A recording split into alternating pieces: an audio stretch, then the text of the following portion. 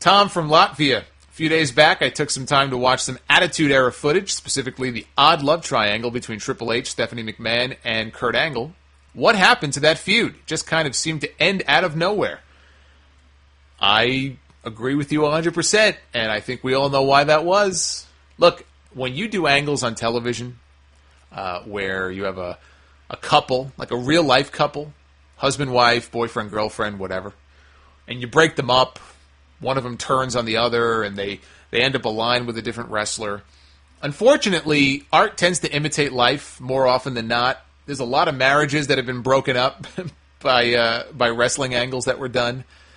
And I'm sure Triple H knew that, and Triple H was not happy continuing this feud any further. And I remember hearing that one of the plans was to have Stephanie turn and actually, because she had to make a choice, right? Well, her choice would have been Kurt Angle.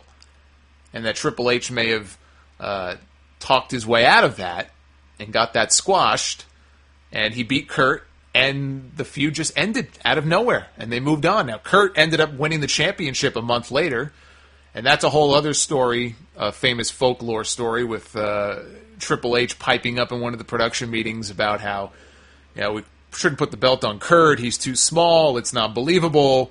And then Jerry Briscoe, who was in the meeting, piping up and saying, oh yeah? Well, why don't we put you and Kurt together in a shoot and we'll see who the tougher guy is. And that shut Triple H up real quick.